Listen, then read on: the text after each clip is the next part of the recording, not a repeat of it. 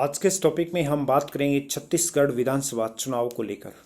Doctor Raman Singh की बड़ी घोषणा, भाजपा की जीत के लिए डॉक्टर रमन सिंह ने बोला है। छत्तीसगढ़ विधानसभा चुनाव 2023 का विश्लेषण। जब डॉक्टर रमन साहब से पूछा गया कि फेज फर्स्ट में भाजपा कितनी सीटें जीतेगी, सरकार किसकी बनेगी, इस पर इनके क्या विचार हैं। मतदान का दिन करीब आ रहा है। पिछले चुनाव में बस्तर की 12 और राजनांदगांव गांव के कंधरवा की 8 सीटों में से हम केवल एक सीट राजनांदगांव जीत के पाए थे। बस्तर में हमारा कोई विधायक नहीं था। इस बार भाजपा 20 में से 14 सीट पर आगे दिख रही है। फेज फर्स्ट हो या सेकंड, छत्तीसगढ़ में यह स्पष्ट हो गया है कि भाजपा की पूर्ण बहुमत की सरकार बन रही है। जब डॉक्टर रमन साहब से पूछा गया कि कांग्रेस 15 साल बनाम 5 साल के विकास को मुद्दा बनाकर जनता के बीच जा रही है, इस पर उन्होंने क्या कहा। 5 साल बनाम 15 साल को मुद्दा बनना चाहिए। भाजपा की सरकार की 15 साल प्रदेश का स्वर्णिम काल था। विकास की ऊंचाई पर पहुंचने का कार्यकाल था। सड़कों का जाल बिछाया गया। 28,000 प्राइमरी, मिडिल और हाई स्कूल खोले गए। पावर जनरेशन 5,000 से 22,000 मेगावाट तक किया गया। पंप कनेक्शन 70,000 से 4.7 लाख किए गए। NIT, IIT, एम्स और हिदायतुल्लाह खां यूनिवर्सिटी सब 15 साल में बने हैं। इस बात कांग्रेस के 5 साल की है। मैंने मुख्यमंत्री जी से पूछा था कि 5 साल की कोई उपलब्धि बता दें। सड़कें तो दूर, गड्ढे रिपेयर करने के लिए भी फंड नहीं है। पंचायतों में भी कोई काम नहीं हुआ है।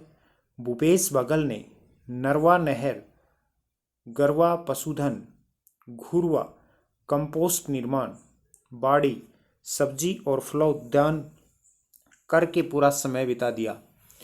मैं कहता हूं कि कांग्रेस की 4 चिन्हकारी चोरी, बेईमानी, भ्रष्टाचार और लबारी, झूठ बोलना, जनता खुद 15 साल बनाम 5 साल की तुलना करेगी।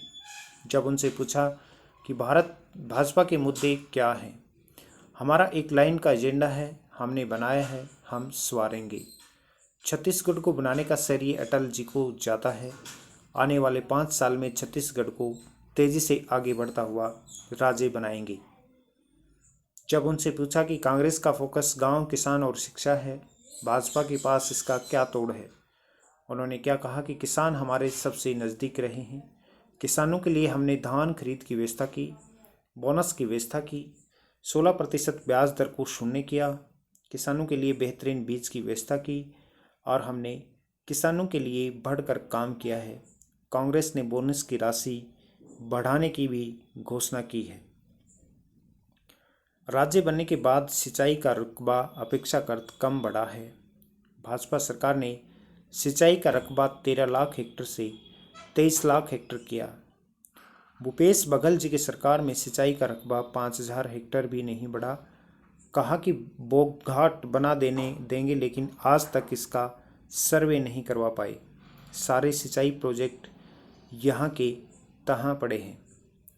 बतौर इंडस्ट्रियल हब छत्तीसगढ़ की पहचान के बारे में आप क्या कहेंगे। जिस प्रकार छत्तीसगढ़ में लूट मची है, उद्योग लगाने वाले रुचि नहीं ले रहे हैं, उद्योग खोलने के लिए उन्हें अनुकूल माहौल नहीं मिल रहा है।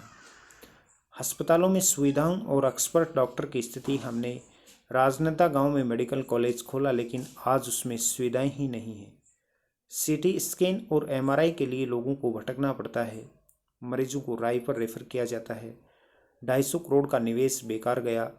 PHC CHC का हाल भी यही है। युवा कैसा महसूस कर रहे हैं। युवाओं के साथ छत्तीसगढ़ में छल किया गया है। बेरोजगारी भत्ते में, PSC में ठगा गया। सरकार नौकरी नहीं दे रही है, भ्रष्टाचार कर रही है। PSC की विवाद पर भाजपा का क्या स्टैंड है। SP और कलेक्टर की पोस्टिंग के लिए IPL की तरह खुलेआम नीलामी और कारबा और रायगढ़ का कलेक्टर बनने के लिए 8 से 10 करोड़ रुपए की बात सार्वजनिक चर्चा में आई है। कांग्रेस जातिगत सर्वेक्षण, जनगणना की बात कह रही है। चुनावी सीफुआन है। राज्य में 5 साल, केंद्र में 10 साल। जब सत्ता में रहे तब तो कोई बात नहीं थी। ये था आज का अपना एक बहुत बड़ा चुनावी मुद्दा। आपकी विधानसभा से जुड़ा हुआ हर एक टॉपिक आपको हमारे इस यूट्यूब चैनल पर मिलेगा। विधानसभा चुनाव 2023 को लेकर जो भी खबर सबसे पहले आपको हमारे इस यूट्यूब चैनल पर मिलेगी। आप नियमित हमारे इस चैनल पर बने रहिएगा।